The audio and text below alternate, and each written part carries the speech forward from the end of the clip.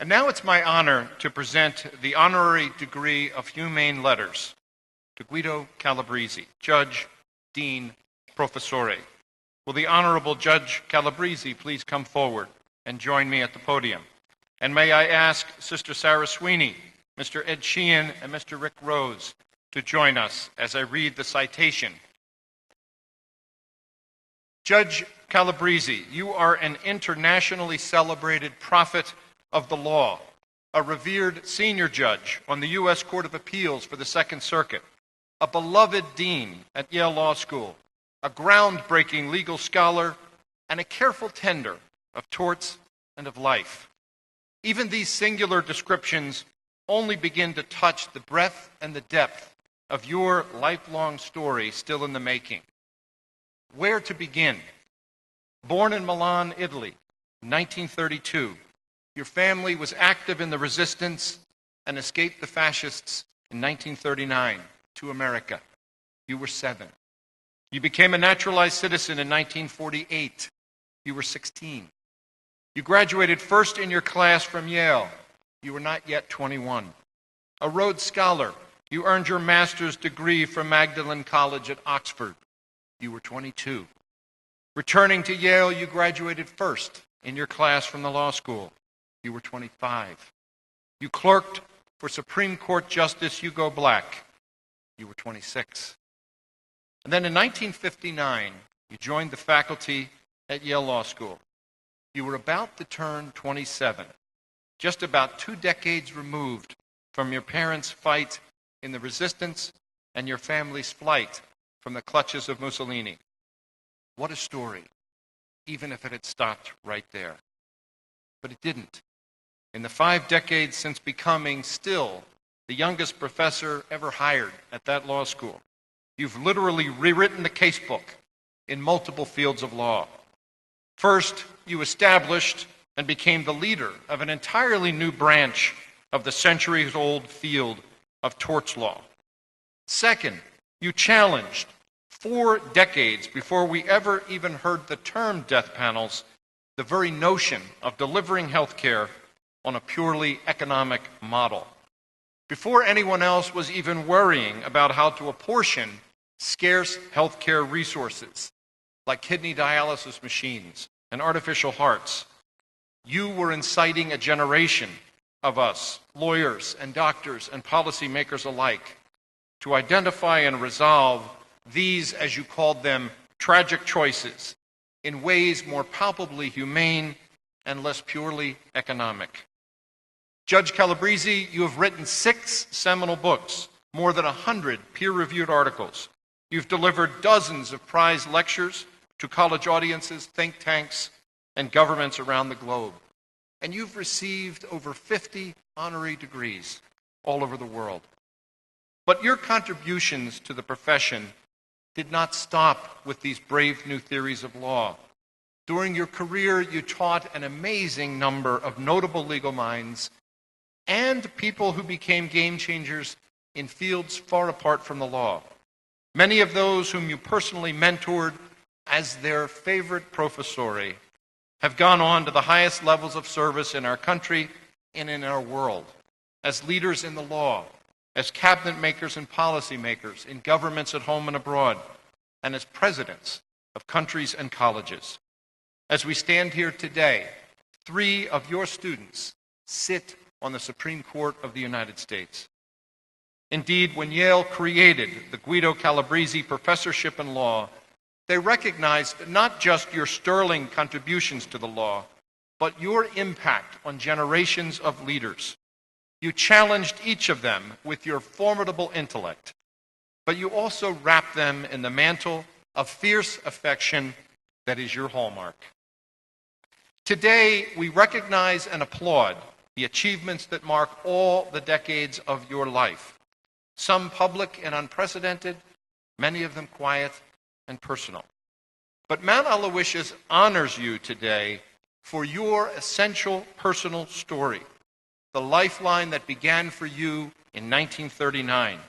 Since emigrating to this country, you have built a good life in the law and in your home by synthesizing faith with learning, by developing competence with compassion, by putting your talents and gifts at the service of others, and by assuming leadership in the world community.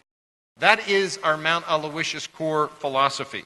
Many of our students know it by heart, and you have taken it to heart in your 5 decades of service to your students, to the law, and to your adopted country. And it is your humanity, your generosity of spirit, your pursuit of what you have always called excellence with decency that marks you as such a treasure for those whose lives you have touched as son, scholar, teacher, judge, husband, father, and friend.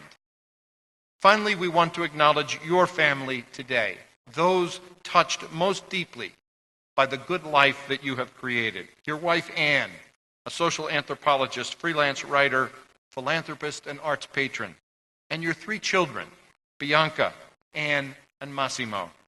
Your story is also their story to a real extent, and we acknowledge their part in this honor that we bestow on this day.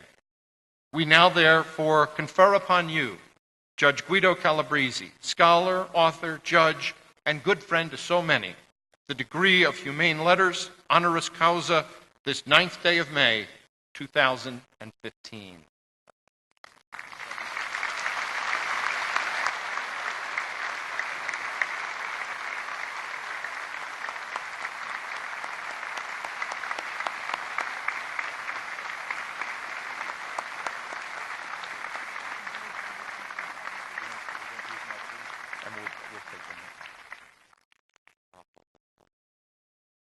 It's now my honor to invite Judge Calabresi to deliver the 2015 commencement address. Hi. I am, though tempted, I'm not going to try to sing like Adam. I think that would take away from all those hyperbolic words that Tom said. It's an extraordinary joy and honor to be here at Mount Aloysius for many reasons. I'll just mention 2. One is that this school is, in its background and in its development, strikingly similar to a school in New Haven founded by sisters called Albertus Magnus College, where my mother taught for many, many years. And so she was one of the first lay teachers there. And it's wonderful to come to another place like it, to see it flourishing, and to think of her. The second reason is because your president, Tom, is one of my kids. I call all these characters who studied with me kids, even some who were presidents. And it's a delight today to get a degree here and become one of his kids, like you. This was described in the Sublime by Dante when he spoke of the Virgin Mary, Vergine Madre, figlia del tuo figlio, Virgin Mother, daughter of your son. From the sublime to the trivial, but I am your son, my son. Kids. So thank you for making me a member of the class of 2015. You've been talking all year about the good life. And that's too big a topic to talk about seriously at commencement when any time I take detracts from the core event, and that is you and your graduation. So I'll say just a few words about a happy life, and then, being a storyteller, tell a couple of stories that may link a happy life to a good one. It's hard to live a good life if you are not happy. And the story of being happy, of a happy life, is actually quite easily described. It involves 2 things. One, find something to do, work, which is fun and useful. Fun and useful. If it is just fun, over the years it starts to jade and not become good. If it is just useful, it will wear you down. I have never done a day's work in my life. I love to teach. I love to judge. I'd pay to do it. You have been trained in this place, given the opportunity to do something which is fun and useful. Don't settle for anything less. Find something that gives you pleasure when you're doing it and allows you to do something useful. The second part is find somebody to spend your life with. I've been married in a week and a half. It will be 54 years. That is essential also. For some people, finding the thing to do is easy, and finding one's life partner takes more time. For others, it's a way around. But you need to do both. And you need to give the time, the compromises, and the giving of yourself to find both. Don't cheat yourself out of either. Look to do both, and then you will lead a happy life. Okay, but a happy life only on this basis is the grounding, the beginning of a good life. So how do you make your joyous work into a good life? Well, the main thing is to give. To give. We all know that. Every faith, every religion says, give. But what is it that you give?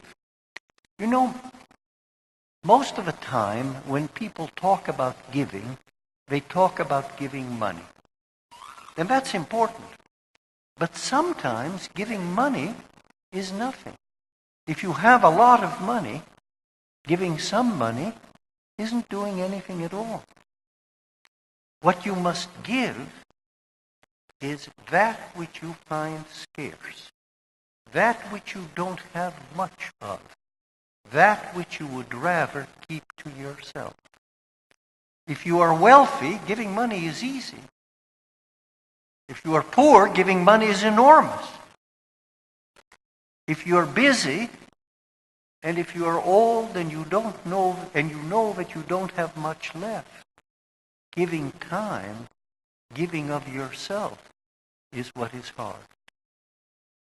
Give that which you don't have much of and which you would like to keep. You know, like everything else, it's in the gospel. Jesus walks into the synagogue and sees wealthy people putting gold coins in the plate. And he sees a widow putting in a copper coin and says, she has given much more because she has given from her poverty. They have given from their excess. Take the goodness, happiness of your life, the work you do, which is fun and useful, and your partnership, and together give that which you don't have much of and which you would like to keep. Give that to the service of others, and then this happy life will remain happy, but will also be good. And then you'll fail. You know? You won't do it. There'll be plenty of times when you don't. You won't, I didn't. You know, it's inevitable. And when that happens, that is the interesting question. And here I tell a story. Many years ago, in Italy, in 1943, some cousins of mine had to go into hiding because they are of Jewish ancestry. And in 1943, the Germans, the Nazis, moved in and were looking for anyone who had Jewish blood to take them away and send them to Auschwitz. These cousins of mine went into hiding with assumed names in the villa of my cousin's wife, who was of an old Catholic family. And they went to this villa, and they were hiding there, living there, with assumed names, when the Germans took the villa over to make it into their headquarters. What an extraordinary situation. The Germans there in headquarters, and these people whom they know were being looked for at there with assumed names. And the captain in charge of that outfit, of that villa, was a dreadful man. He would get drunk, try to steal things, break down the room of my cousin's wife's sister to attack her, and they managed to keep that from happening. He was awful, just awful. One day, my cousin's son, who was then 5 years old, was playing in the garden, and the captain called him by his assumed last name. "Come here," was his last name. And the little boy forgot his name, forgot his false name. And the German captain called him again by that name. And the little boy still didn't answer. And the captain went up to him and grabbed him by the shoulder and said, "That is not your name." And the little boy, "No, that is not your name because you're Jewish." And the little boy said, "Yes," and ran off. And they waited to be taken away. To be taken away. But nothing happened. Nothing happened. This awful captain, at that point, did something transcendently good. He risked his life, because if any of the other soldiers had heard the exchange, and he then didn't turn these people in, he was dead. But that was something evil that he could not do.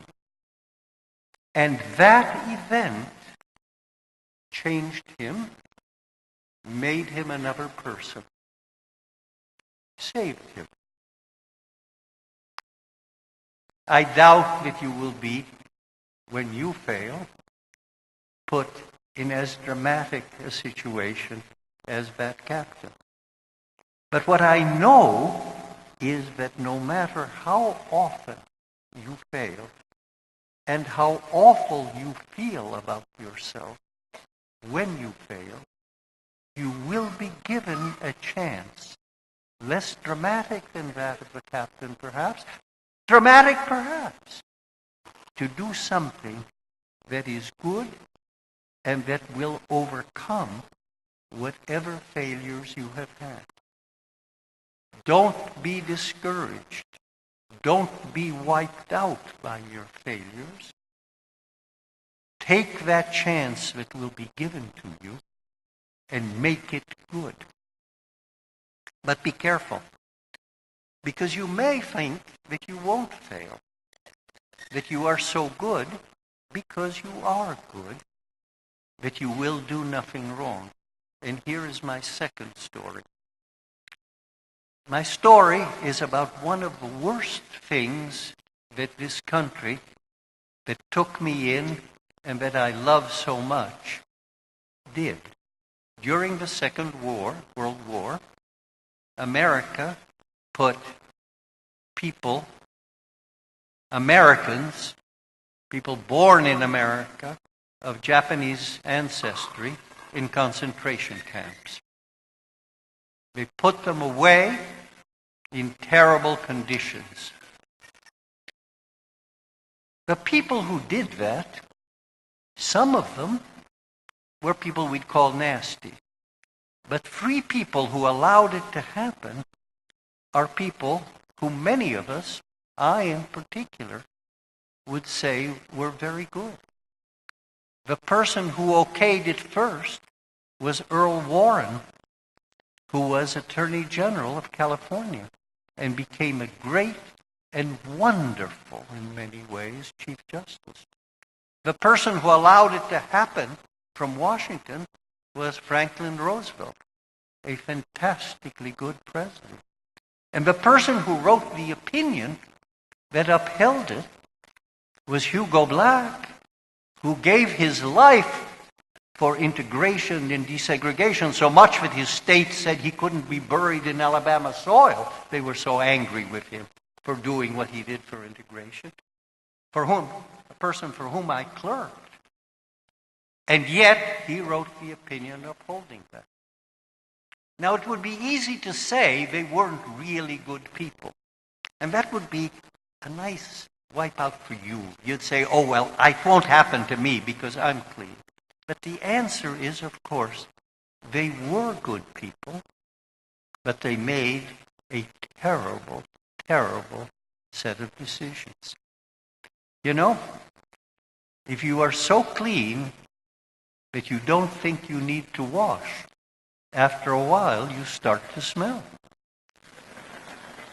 And no matter how good you think you are, you will, if you're not very careful, do some things which are deeply wrong.